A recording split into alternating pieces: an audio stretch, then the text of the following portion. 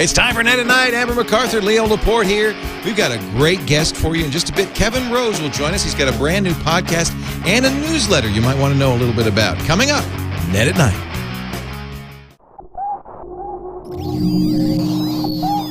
Netcasts you love. From people you trust. This is TWiT. Audio bandwidth for Net at Night is provided by Winamp for Android, the ultimate media player for your desktop and Android device, featuring wireless sync. Download it free at winamp.com/Android. Video bandwidth for Net at Night is provided by Cashfly at CACHEFLY.com. It's time for Net at Night with Amber MacArthur and Leo Laporte, episode 183, recorded January 4th, 2011. Kevin Rose and Foundation. Net at Night is brought to you by Ford and voice-activated sync, featuring true hands-free calling, turn-by-turn directions, 911 assist, and more. Available exclusively on Ford, Lincoln, and Mercury vehicles. And by Audible.com. To download the free audiobook of your choice, go to audible.com/night. It's time for Net at Night for Petaluma. From Petaluma, California, US of A, I'm Leo Laporte.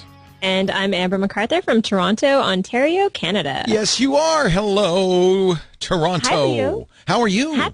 Good, and Happy New Year. I haven't talked to you for a couple of weeks. Yeah, first show of the new year of 2011. Did you have a good Christmas and New Year's and all that?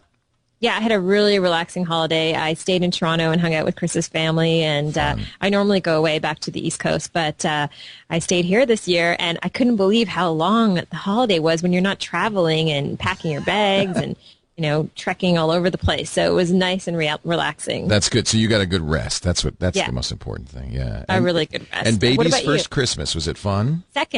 Second already? Yeah, he's going to be 2 in a month, Leo. Oh my goodness, that's amazing. Are you sad you're not coming to CES this year? Not really. No, I never see anybody regret that, actually. I don't know. I mean, I guess it's fun, but I've been a couple of times, and I feel as though, I've had a good time both times, and it's a little chaotic, so I don't mind not being there, and I feel as though the coverage is so good online that I can get a taste of that while sitting in the comfort of my own house. We're going to have a lot of fun. We're going to have a bunch of people down there. And our coverage begins Wednesday evening with the digital experience and goes right through the weekend, including full wall-to-wall coverage for Thursday, Friday. Actually, Friday, Saturday, and Sunday. We start Thursday afternoon at 1. So wow. Pacific, 4 p.m. Eastern. Yeah, we got and everybody's going to be down there. Me, Tom Merritt, Becky Worley, Sarah Lane, Brian Rushwood's going to be down there covering it for us. Ryan Shrout will do This Week in Computer Hardware. Scott Wilkinson will be our home theater guy. I mean, I have a ton of people there. It's going to be a lot of fun. I can't wait. That's awesome. Yeah. Very fun. Yeah. But now, a big show today. I know. So we are having Kevin Rose on the show as a guest to talk about his new project, Foundation, which just launched yesterday, which is Monday, which is a video newsletter that he's putting out once a month that people can subscribe to for $3.99, or you can wait a week and get the videos for free. And he's going to tell us a little bit more about it a little later on the show. Should be interesting. There's Kevin. The inventor of Twitter and the co-founder of Square. Let's talk to him. It's beautifully shot, I have to say. I think they used digital SLRs to shoot it. Yeah, it looks really nice. Yeah. But it's kind of simple, which I like too. It's kind of a spare production, which is kind of neat. Yeah, it really is. I mean, even in the intro, I was expecting something a little more elaborate, and then they kept it pretty straightforward. It's a nice long interview, and it's kind of the opposite of what we're seeing on the web with really, short snippets of video content. It's nice to actually sit down and watch something that a feature interview that's a little bit longer. This first guest is Jack Dorsey, a man who invented Twitter, and his new company Square is very cool. Allows you to charge stuff with an iPhone or an Android phone and a little piece of hardware that plugs into the audio port. It's cool. So that'll be fun. We'll talk to Kevin Rose in just a few minutes. About 10 minutes, in fact, exactly. Before we do, though, what's been going on in the world? A lot, Leo, and some topics I'm excited to talk to you about. The first one being Quora, the Q&A service that is getting tons of buzz. I know you've been a member, I think, for a while now. Have I, really? Yeah. You've been on there for a while. I've never answered a question on Quora. Oh. I might be a member because I sign up for everything. But You don't use it? I don't remember ever signing up for it. No, Scoble uses it like crazy. I know. And I've noticed more people like Matthew Ingram, he who you also know from Toronto, is using it a lot. And so it was funny on Twitter a couple of days ago. I started to notice more people who were tweeting out questions and answers. And of course, I signed up and have started to use it a little bit. So this is Dave Morin started this, a Facebook guy. And will you tell me what the idea is? Because I'm not sure I understand why anybody would want this. Yeah, it's two former Facebook people who started the service, and the idea behind it is not just that you can Dave go... Morin. I'm sorry, it was D'Angelo. Yes, D'Angelo and Dave Morin's his path.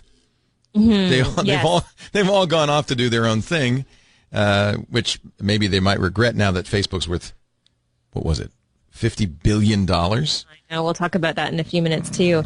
But the Facebook former Facebook employees who started up the site, funny enough, one of them was actually at school with Zuckerberg.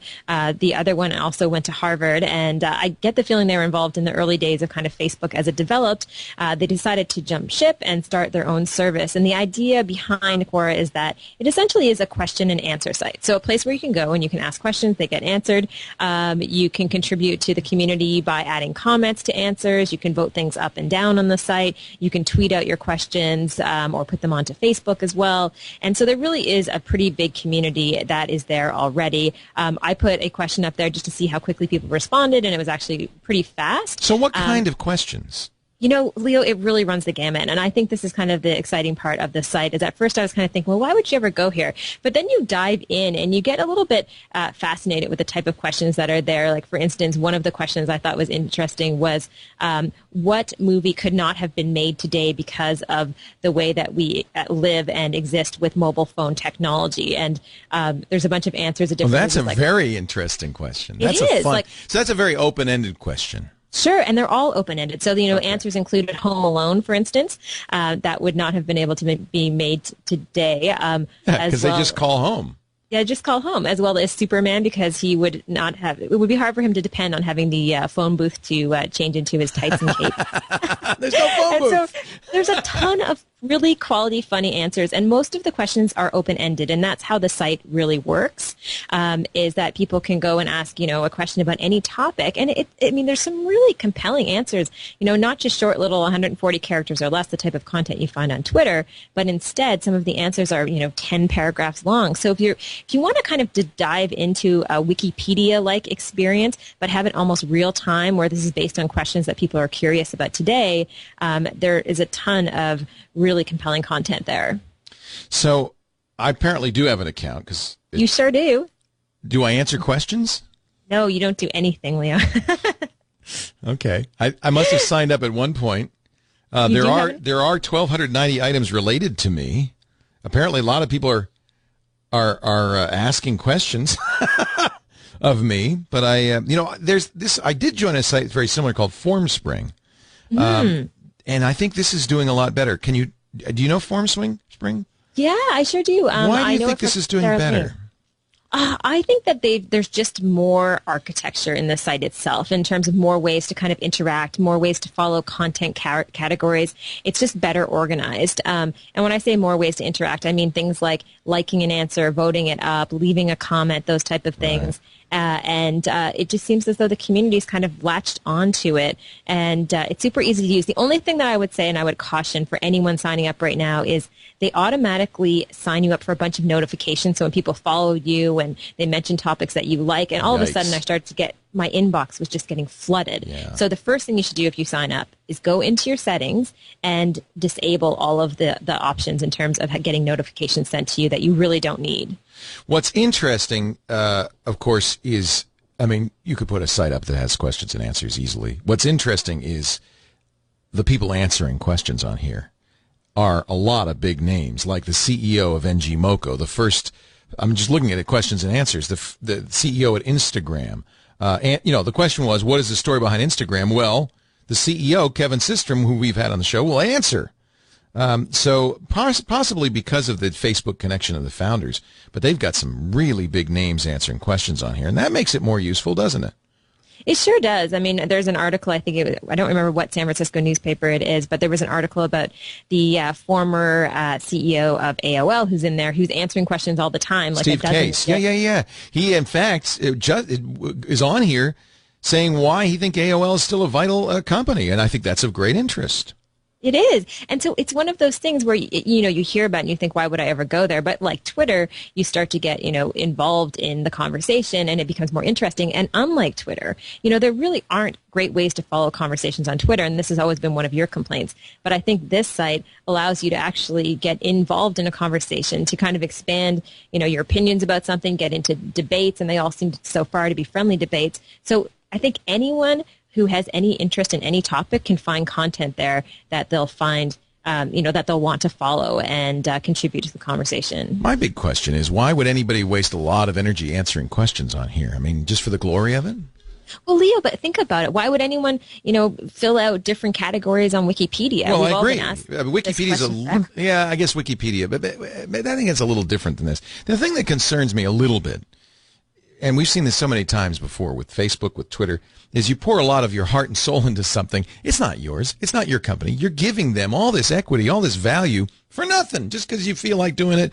And I'm getting maybe a little burnt out on that. Now, Wikipedia, I think, is a little bit different. I admire Jimmy Wales' openness with it. It's a very open platform. He doesn't accept advertising. It's really a non-profit. Is Quora a non-profit? I would say no. Ooh, I think it's a for-profit big time. Yeah, big time. And they've received quite a bit of funding. I tried, and I've contacted the press person at Quora to try to get them on the show. So I'm hoping we can get one or both of the founders to come on Net at Night and talk a little bit about it. Maybe I'll ask them the tough questions. I don't mean to ask you the tough questions. I've seen this before, and I'm just curious as to how this could make any sense. Yeah, I mean, and it's amazing the number of people who seem to be contributing. There are debates about how many people are members, anywhere from 200,000 right now to 500,000 people. But it seems to be kind of catching on. I'm not sure that I agree with this article in the Telegraph. I sent you a link to it that said that the site will be bigger than Twitter. I don't get that feeling just yet, but who knows? I never thought that about Twitter. I've never thought it would be as big as it actually is. I can guarantee you it's not. And unless my instincts are completely wrong, this won't be around in a year or two. My opinion. We'll see. Let's get them on. Yeah, let's get them on. I cannot understand why people would pour their heart and soul into something that is a for-profit enterprise that they gain nothing from, and it doesn't have the staying power of Twitter, because Twitter is much more amorphous. It's not question and answer. It's just whatever, and there's links in there. There's value pouring through it at a very rapid pace. But what if they use this as a resource, like they would use, Wikipedia or a Google search, what is the best hotel? By the way, I think we broke it. I think everybody's going there, and it's really slow right now. Really? So that's another problem. That could be another problem. Yeah, I'm not sure yet. I don't know. My opinion right now is I think it's promising. I'd love to get them on and talk a little bit more about it and, make an opinion from there. I do like that you can, we should ask Kevin about this, because very dig-like, you can vote up and vote down answers. And so you presumably, if you asked a question, what is the best cell phone, and you could see what people voted, not only answered, but how they voted, which might be kind of interesting. Yeah, and I think at the end of the day, what I found about it is I thought it would be all sort of frivolous content. It's far from it. Yeah, it's far from it. I mean, the amount of time people are spending here writing out elaborate answers just floors me. Is that sustainable? I don't know. Do you think yes, exactly. I think what's going to happen is it's the flavor of the week, and people are going to tire of it, and then they're going to move on. And you need to have people putting a lot of effort into answering questions on here for it to continue to be valuable. Yeah, and I think people are thirsty for something new, right? Everybody's looking for the next Twitter, the next web service, and what is it, right? We're kind of tired of Facebook, and right. They're kind of hoping that, maybe this is it, or maybe, it has a chance to beat them out, but... So let's get to this Facebook question, because Facebook raised $500 million from Goldman Sachs, which I think everybody knows from the most recent depression, and the Digital Sky Technology Company, which is a big Russian holding company from Russia. $500 million investment places them at $50 billion in valuation. I know. That's huge. Are they worth it? It's massive. I don't know. It seems like it's a little inflated. I guess they are if somebody will pay it, and somebody is paying it. Sure. But I think at the end of the day, especially, having gone through the whole .com boom and bust, I'm a little bit skeptical when we talk about amounts like that. $15 billion. It's amazing. It's amazing. It's truly amazing. Yeah. So who knows? I can't imagine someone paying that amount of money for it. I don't think they would sell either. No. They're not for sale. It's very clear. Yeah, in fact, we now know that several companies, including Google and I think Twitter and I think Microsoft, have all tried to buy Facebook and all been turned down. So maybe it is worth that much. We've got two great links coming up, our site of the night and our video of the night, but we want to get to our guest of the week, a really great guest, an old friend and a guy who's been on many times. Before we do that, though, I'd like to mention another good friend. The people who are sending us to Vegas are the Ford Motor Company. We're really thrilled. Ford's been such a great sponsor. They're back on TWiT for 2011 on all of the shows. And they are our one and only sponsor for the CES show. So we're very excited about that. We have a lot of in-kind sponsors who are helping us with equipment like NewTek with the new, I'm very excited with the new TriCaster 850 we'll be using there. And LiveView is providing us with the portable backpacks so that we can get out into the field and bring you CES as if you were there. A little crowd surfing? I don't know if there'll be a big enough crowd to surf, but if why not? Whatever they want. I'll give them anything they want. I tell you what, we're going to go in style in our Ford vehicles, that's for sure. Ford, of course, has that great sync, which I've talked about before. I've been a fan of sync since I bought my Mustang about a year and a half ago. I still am in love with it. Just an amazing. And now they have new apps coming out for the iPhone and Android that'll let you send destinations to your car directly from your phone. They've got a whole app platform they're developing. We're going to hear a lot about Ford and Sync at CES. Alan Mulally, the CEO, is giving the keynote on Thursday, and we're interviewing him, too. I think right after his keynote, we're going to have a conversation with Alan Mulally. That should be a lot of fun. And I promise you, we'll show you the latest in Sync. But just the Sync as is right now is pretty amazing. True hands-free calling. I just press a button on my steering wheel. Don't take my eyes off the road. Keep my hands at 10 and 2. Go boop. And it says ping. And I say, call Amber MacArthur on cell. And if I had your number, it would call you. She never give it to you. She won't give you her number. Go to Amber MacArthur's house. It's great for stalking. Turn-by-turn directions the whole way. If there's bad traffic, it's going to make me late. It'll reroute me automatically. And should I run into a tree along the way and the airbags deployed, 911 assist is going to keep me safe by calling 911, feeding my GPS coordinates to them, playing a pre-recorded message, and then giving me a chance to talk to. Sync is amazing. On Ford and Lincoln vehicles, some of them it's optional, some of them it's standard. And if you take a look at the Ford Edge, take a look at the Ford, My Ford Touch, which is Sync Plus with the big screen. I'm just such a fan. You've got to try it, and the best way to do it is either to go to the website syncmyridepodcast.com and see the videos, or better yet, go to a Ford or Lincoln dealer and say, I want to test drive the Sync. Keep your hands on the road, your eyes on the wheel, but stay connected to the world with a fabulous Ford Sync. And we thank them for their support of Net at Night and our trip to CES and all the TWiT podcasts. Should I get Mr. Rose on the air here? Yeah, Leo, just before we get him on, did I read correctly on Mashable, I think today, that Sync is now in 3 million cars? Wow, is that true? That's fantastic. I think I just read that today, so pretty amazing. Yeah, let's get Kevin on. Kevin just bought a Porsche Carrera. Oh, nice. No Sync in that, I don't believe, unless I'm mistaken. But it's a pretty nice car, I have to admit, and I've seen his GPS. And hey, there he is. Hey, Kevin, how are you? Good. How's it going? Congratulations. Hey, Kevin. Thank you. Hello. How do you like your Porsche? It's a great car. Yeah, it's not my daily driver. I drive a Mini. It's cute because he's very unassuming. He drives the Mini, but when he wants to go somewhere, vroom vroom. He took me. He didn't take me for a ride. We were going to race. I wanted to. Yeah, we were going to race. Oh, that would be awesome. I would watch that live stream. I'm glad we didn't do it, actually. That would have been fun. I hated Porsches for the longest time. I always thought they were kind of douchey cars, and then somebody gave me a ride in one, and I was like, holy shit, these little things are fast. So. Yeah, but you drive sensibly, of course. Yes, of course. Of course. So tell us about Foundation. I was just watching it the other day. It came out, Monday? Yeah, it just came out yesterday.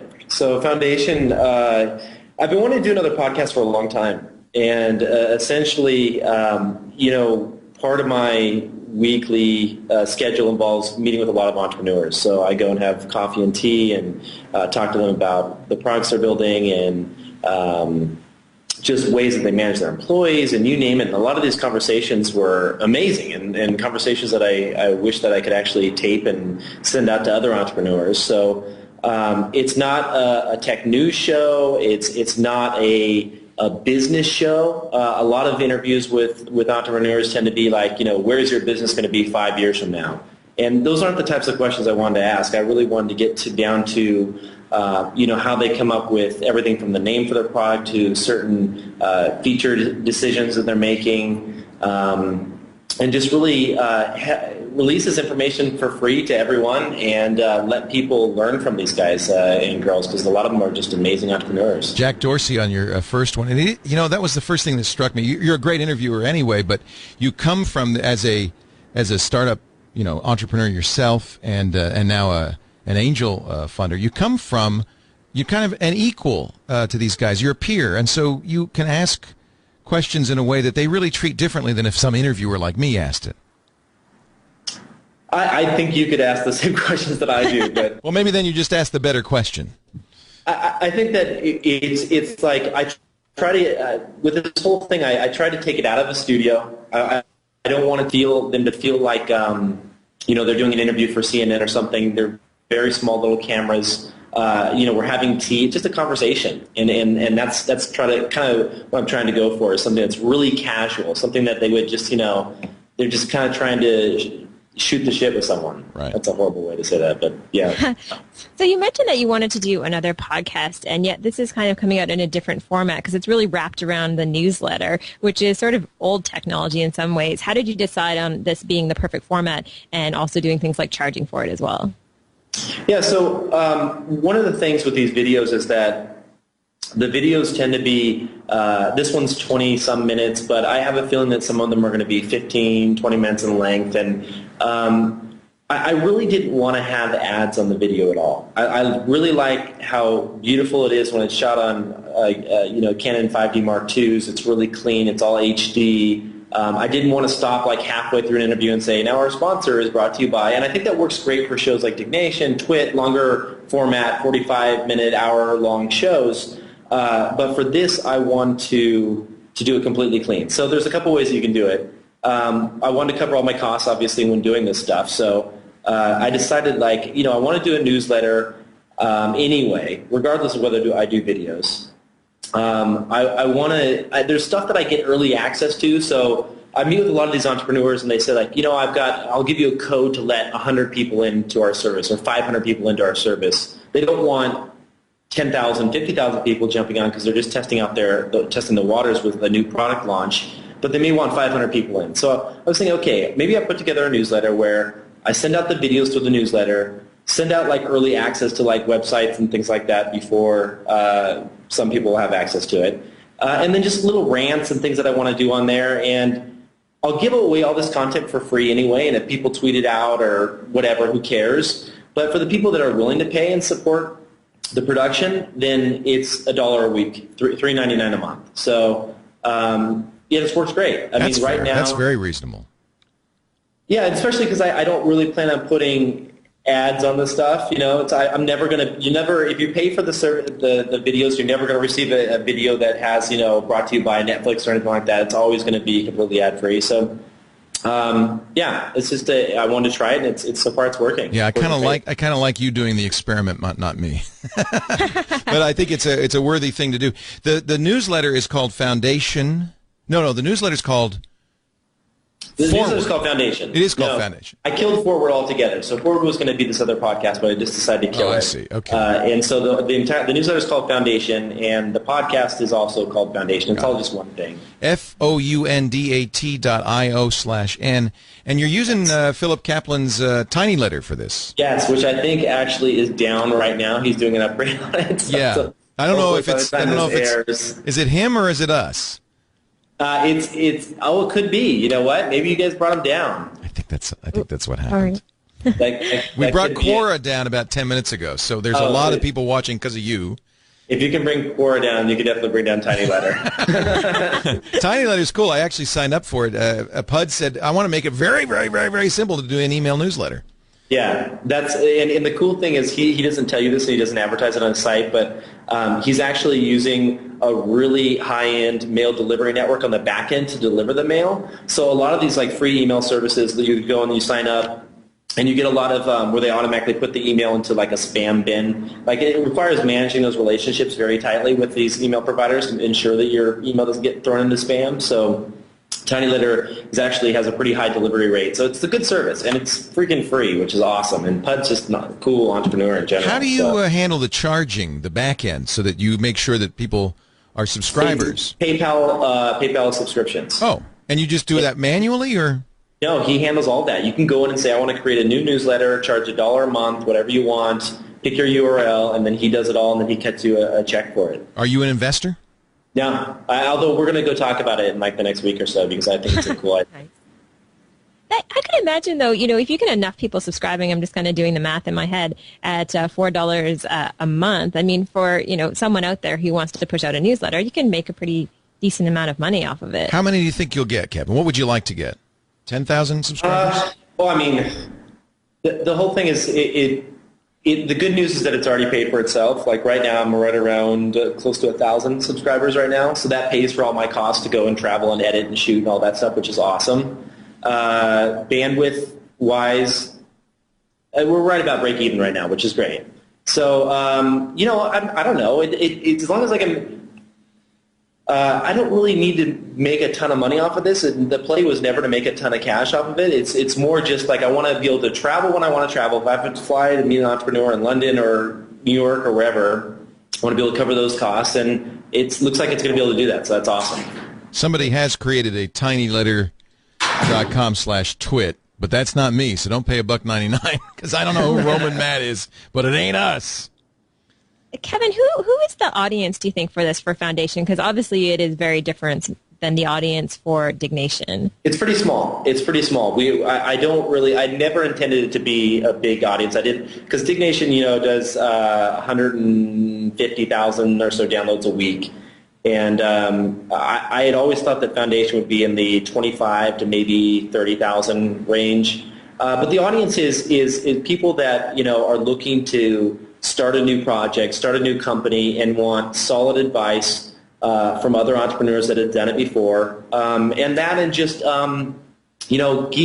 geeks in general. Someone that wants to know about the latest new upcoming website before it gets launched. Because that's the kind of stuff that I'm seeing. And I want to just be able to say, like, hey, I think this is going to be huge. Like, I don't know. I probably, had I had Foundation 3 months ago, I probably would have pushed to talk about Path before it was launched and sit down with those guys and show off the service. There's a couple new cool startups that I'm looking at right now that once I get the permission, I hope to be able to do the first kind of exclusive sneak peek on Foundation. So that's some values for your investees as well. You've got a platform.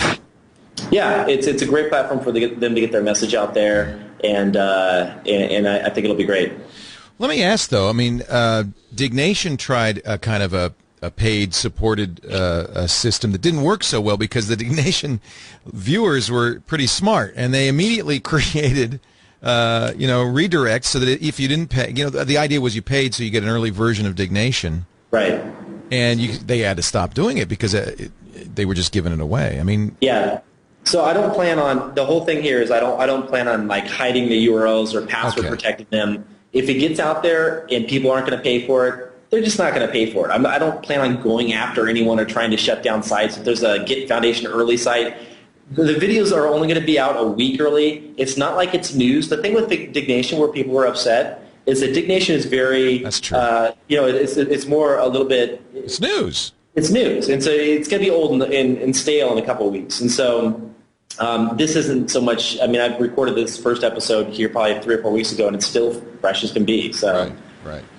Yeah, that makes sense, especially if you don't have to do whack-a-mole with these other servers. Yeah. And the truth is, this is a good example. If people know it's you, they're not going to rip you off. And it's $3.99. Come on, it's not...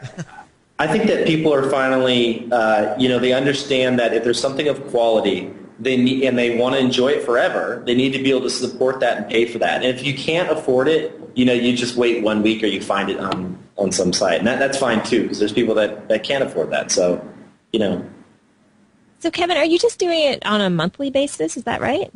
Yeah, so I'm definitely going to do one per month, but there's probably going to be little things, little video clips and stuff that I'll edit together and launch and talk about in between. Like if I was just playing with that little Jawbone speaker system, that little tiny thing. Right. I mean, it's old now, but that's an example of like you get something kind of early in that you're playing with that you think is really cool, and why not shoot a 2-minute video and launch it through the newsletter and say, like, hey, this is just something I think is awesome. You should check it out. So. Even though you're doing a lot with the investor community, are you happy to kind of get back into doing more video? Yeah, video is awesome. It's always been a lot of fun ever since I started doing The Broken way back in the day, and obviously Leo let me on his show on the Screensavers way back in the day. I let you on, huh? Yeah, the smartest thing I ever did. The dark tipper, ladies and gentlemen. You got me on. You got me going. So I will always be grateful for that. And Paul Block gets credit too, who was our executive producer, definitely who saw some real merit in Kevin Rose. Actually, we'll tell a story we've told before, but Kevin came up with a bug in Microsoft Windows and said, "Look, this is a big bug." And we said, "Whoa, wait a minute." And we called Microsoft and they said, "Nah, it's a feature." So we said, "Okay, Kevin, why don't you come on and tell everybody about it?" And then they patched it in the next version, the next release. It's a feature. That's right. So that was the beginning. Yeah. Now you've far as is usually the case with everybody who works with me, far surpassed us. But you always say that, but it's not true. Oh, come on. Leo, weren't you in the New York Times last week? Oh, that's nothing. Really he was on the cover of Business it. Week. We're talking to the $60 million. You probably don't like us to talk about that too much. Oh boy. I don't care. That wasn't your headline. That was theirs. You didn't say it. They did. True. Yeah. No, I'm really pleased. This is great, and I think that now here I do have a question because I know you love doing shows, and is this really now? But at the same time, I remember when you were kind of backing off from G4, you said, "I want to create stuff." Mm-hmm. Which is it, Kevin? I'm kind of messing around with an idea for an iPhone app right now that I'm playing around with. So you're still doing that? There's always that little itch that I have that it's weird. It's a blessing and a curse kind of, because I think that I tend to be a little scatterbrained and I don't focus on things as much as I should. Like I should stay on one thing and stay with it for a long time, and then I have another idea for something else and I go off and do something else. And it's been that way for a while. I mean, like I created Pounce, just a bunch of different little things over the years. And so I think that I'll always be that way. I'm learning to embrace it, to do a little bit of everything. The key thing that is if you're going to build a business, like you're really going to have employees that report to you and you take on investment money, you got to do only one thing. Because that was a mistake I did with Pounce, and we didn't put enough time and effort into that, and it ended up being just a nightmare with too many things going on, too many employees that juggle, 2 different sets of companies. And Revision 3 is another great example. I mean, Revision 3 is doing great, but like I'm glad we hired a CEO, we gave that to someone else, and Prager was helping run all that stuff. Because you'll drive yourself crazy. You think you can do it, but then when it comes down to it and you actually try and do multiple businesses, it's just not doable. Yeah. Yeah, that's good lesson for Amber and me both to pay attention. Yeah, I'm like dreaming that I'm only doing one thing right now, but that's not happening. Write that down. Can you give us sort of a sneak peek on as far as anyone coming up on the show? I actually just traded emails with Zuckerberg this morning. Ooh. No, he said he's not doing press for a couple of months, and so he won't be for a little bit later. But I would love to sit down with him and talk about, just all the nitty-gritty details. This is why this is going to be a good show, because I would prefer to watch you interview Zuckerberg than anybody else. I don't want to see Charlie Rose interview Mark Zuckerberg. I want to see you interview Zuckerberg, because you're going to ask questions I think that'll be more germane than anyone. Be very curious to see what he... So get him on. That's good. Yeah, it should be fun, but I think that one's a little ways out. Who's your dream catch that you'd love to get, but seems... Steve Jobs, maybe? Yeah, Jobs would be obviously amazing. I sent another email to Mark Pincus, who started Zanga, because I really want to get to the core of some of these features that he's creating to, I mean, his applications go from 0 users to, 20 plus million users in 30 days using the Facebook platform. And he is a master at figuring out when to trigger these certain emotions to invite your friends to do everything from participate to, join up and become neighbors, to water your plants, to whatever it may be. Right. And I just want to get to the bottom of all those, like that they call it the Zynga playbook that they use. And I want to talk about all those different features and who invents these features, and do you think it's taking it too far? And it'll be interesting. What do you think about Quora? Because Amber and I are having a little disagreement, because it seems to me that it only works until as long as people are willing to answer questions, and I just don't know how long that's going to last. Yeah, that's another one.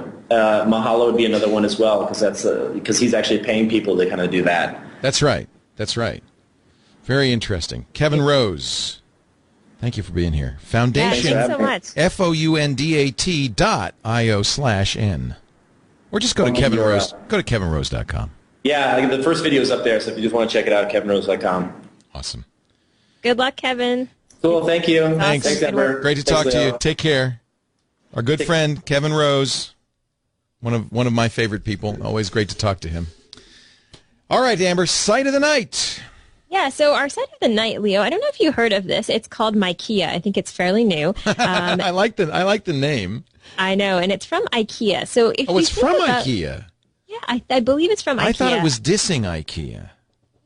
Not really. I don't think so. I mean, maybe it's not from them. I should probably check that. But nonetheless, it is for IKEA furniture that can often be very bland, as you know, just white bookcases and desks and other, dressers. Such a good idea. So you can customize this furniture by going to this website and choosing a design to fit certain types of IKEA furniture. You can either upload your own photos or a design, or you can choose a design from the community. And community members, in fact, get paid for the designs that other people use. So there's a neat element there of just sort of a social group of people who are contributing this great work to pretty up people's IKEA furniture. I love it. Is it stickers? How does it work when you get it? I think they're like decals or decals, as you say in America. You say decals in Canada? Yeah. Really? Yeah. When I first moved to the States and someone said decal, I thought it meant it would lack calories. I'm going to decal you. I don't know. Decals? Really? Decals? Yeah. When I went to the MyKia website, which is this is MyKia.com, and that's MYKEA.com. Mm-hmm. I think it was on the About Us page. There's a page that is still in lorem ipsum. So there's a lack of information. Yeah. So I think it's relatively new. Yeah. But a super fun idea. About Us. Lorem ipsum. Oh, no. Say no to naked furniture. See, that's why I thought maybe it couldn't be IKEA, because maybe they wouldn't want to admit that their furniture was naked. It's like I said, it's hard to tell. Maybe it was the press page. There's a page that still isn't really filled in yet. So I assume they had some type of relationship with them, but I definitely could be wrong. It just had an IKEA feel to it when I went there. It does. It's kind of cool. Yeah. We're going to get our video of the week in just a second. Before we do, I do want to mention our friends at Audible.com. Have we yet gotten you into Audible, Amber? I think not, have we? No, Leo, but you know what? The problem is, again, I know everybody's busy. I just feel like I have no time to do anything. That's However, the point, Amber. I know. Leo, I have 15 speaking events in the next 3 months, and I'm going to Australia. Oh, you need it. So no, you got a 13-hour flight ahead of you. I know, and there's also a book that I want to get, and I hope it's on Audible. What is it? And Tim Ferriss, you know Timothy Ferriss. Mm-hmm. I'm trying to book him on Net at Night. He wrote the 4-Hour Work Week. Mm-hmm. He's got a new one, the 4-Hour Body. The 4-Hour Body. You don't want a 4-hour body, do you? I just want to read it. I'm just interested because I think it rose to number 1 on Amazon. It's huge, yeah, it's done really well. So and hopefully, it looks like Leo, he might be coming on Net at Night in a couple of weeks. So good. Well, we'll make it our recommendation then. I'm positive I've seen it. They have his other book for sure.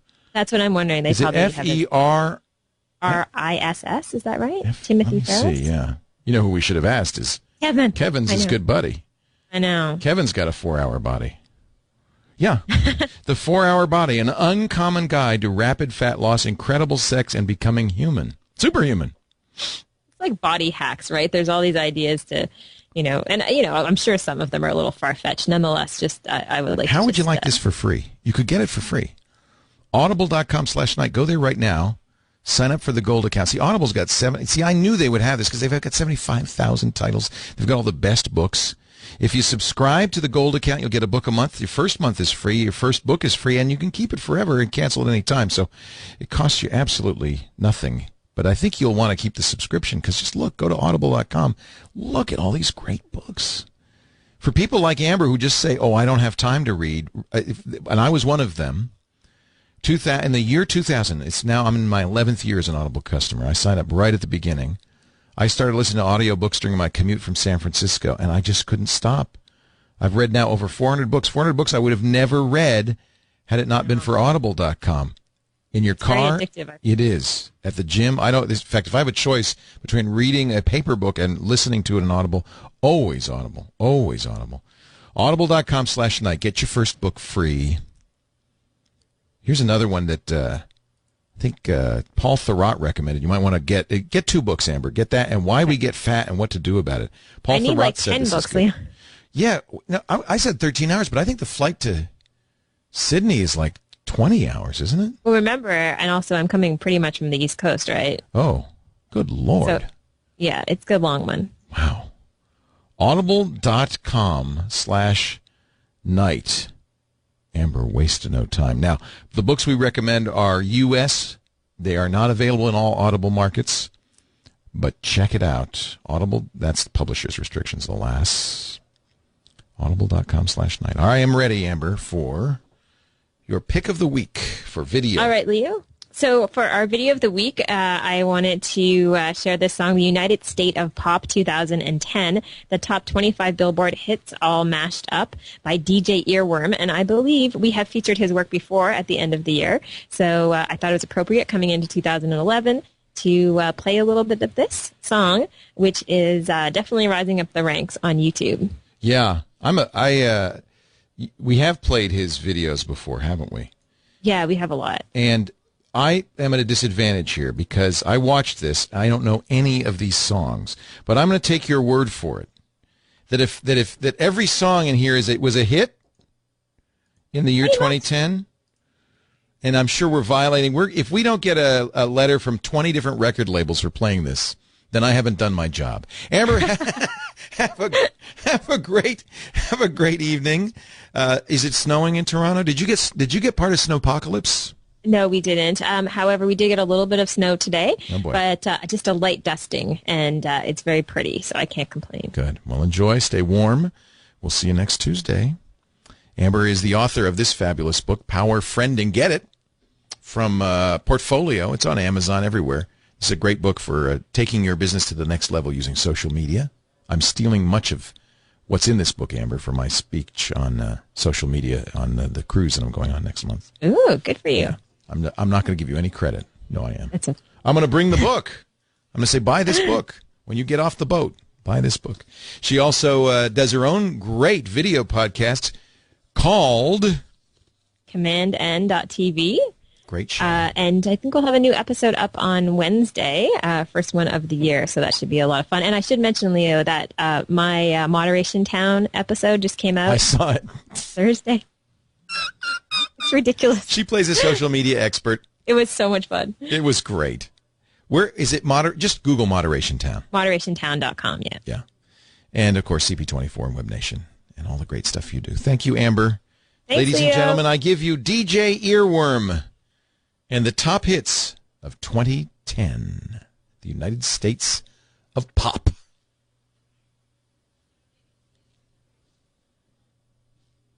Don't stop the night.